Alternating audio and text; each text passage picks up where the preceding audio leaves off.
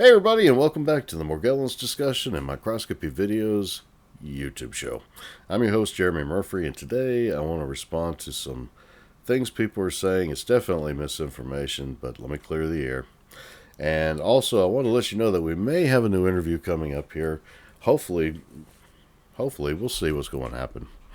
Uh, okay, so the first thing is that the CDC, if they do a new study, it's going to be right this time, or whatever that means. No, that's not true. And look, Randy Wymore was on the first study, so if he didn't keep the first study from not being the way people were expecting, how are they thinking it's going to be any different? I mean, are they going to clone Randy Wymore? Are there going to be two of them this time? I mean, that study got published because he was on it. I mean, he was a peer review panelist. So it had to go through his hands. He had to look at it and go, okay, well, it shouldn't be published because of this, but it still got published anyways. So I don't know what people are thinking in regards to a second study, but that's just not true. A second study is not going to come out any different. The second thing is that if the CDC did do a second study and they found exactly what everybody was wanting, and then they came out and apologized for it, that nobody in the country would be diagnosed with delusions of parasitosis ever again. This is absolutely and totally sunshine being blown straight at you, okay? Because, look, the CDC did this with Lyme disease recently. They came out and said Lyme disease may be a long-term affliction. You may need to talk to your doctor about the possibility of long-term antibiotics if you decide to do that. We discourage it, but if you decide that's what you want to do, you may be affected by Lyme disease congenitally. Your kids may be impacted congenitally. And that's something that even France and the UK and Canada don't even say. They don't even say that Lyme disease can be congenitally transmitted, but we do right here in the United States. But let me ask you, what's your experience when you go to the doctor about Lyme disease in your state? That's right. Lyme disease? What the hell, a Lyme disease? You got an autoimmune disorder. Lyme disease is constrained to the northeastern United States, and you are far from that scenario. That's what your experience is today, even though the CDC already came out and changed their tune about Lyme disease. Well, why is that? Well, because the CDC doesn't dictate how your health experience occurs from state to state. They don't. That's your state government and agencies. And that's why I tell people on this show, because I'm talking from experience from real Morgellons advocates. I mean, I'm talking real ones who have been doing this for 20 years or longer, that this is how it works. That once you get the CDC, they've already done it, the Lyme disease, which basically is why you have Morgellons. If you have Morgellons, it's because of the Lyme disease. It could be because of other spirochetal infections as well, but it's definitely not an autoimmune disorder. And so you're going to need to see a specialist who understands Lyme disease. And being able to do that in your state may be a bit challenging than compared to others. When I got first diagnosed with Lyme disease, I got on the phone with my health department here in South Carolina. I said, yep, I got the test and everything, the Lyme disease, my doctor reported it, it's all legit. And you know what they told me to do? They told me to move out of state so I could get treatment. I'm serious. I was trying to get some money to offset the cost of this crazy disease that apparently I've been misdiagnosed with for several years.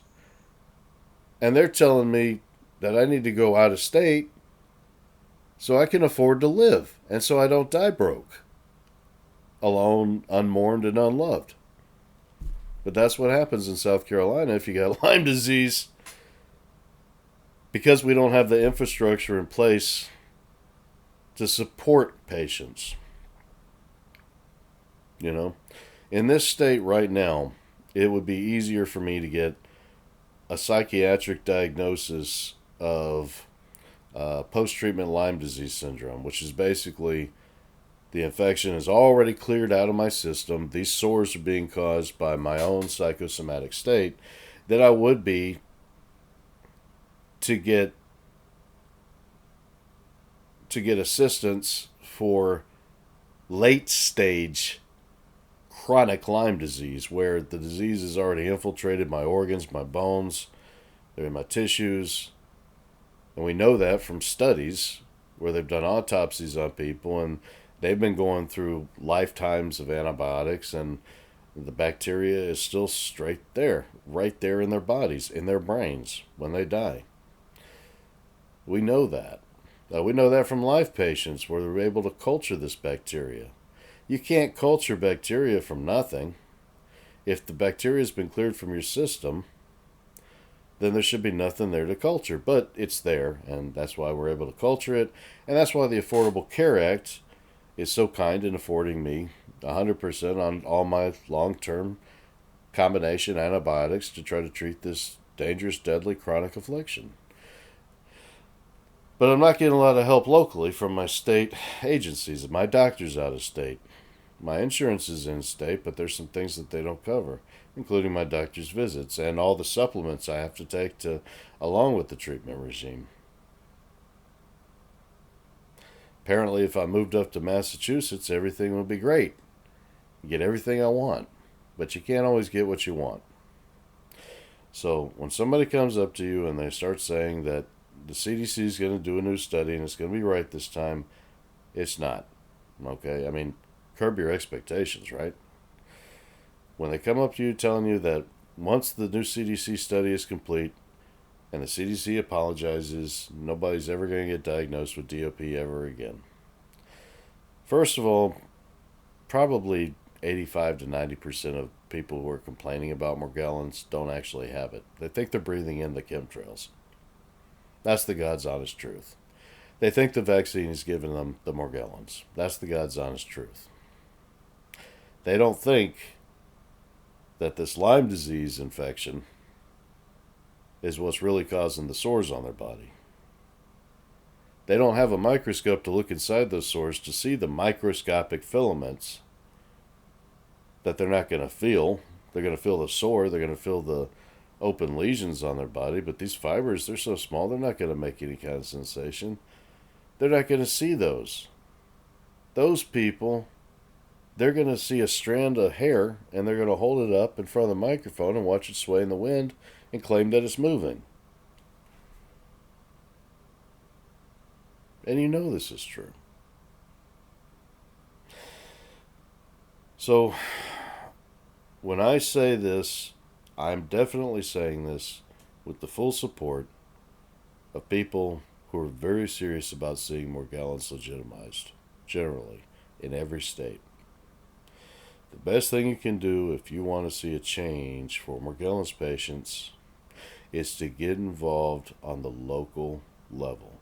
Contact your local state officials, elected representatives, and let them know how important Lyme disease is.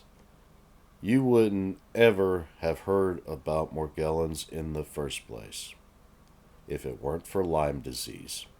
That's the God's honest truth. What do you guys think? Let me know. Leave a comment down below. I'm going to leave a link in the description to an organization that you can reach out to where you can contact your state, local, and federal representatives about getting some more funding for Lyme disease in your state, because that's where it has to occur. Okay? If you're on here because of Morgellons, you know that it's about Lyme disease. And then this is the way that we can best go forward, because the CDC's already changed their tune. But people in certain states are still getting left behind. I'll leave a link below in the description where you can sign up for that and hopefully get in touch with your representatives. If you would, please hit that like button. That helps me out so much. It gets this video in front of more people so that they can see this information and then they have a clear picture on all sides of the story. Hit that subscribe button if you haven't already. Hit that notification bell. I'll stop wasting your time this morning. We'll try to get that new interview up. Hope you guys have a great day, and we'll talk to you soon.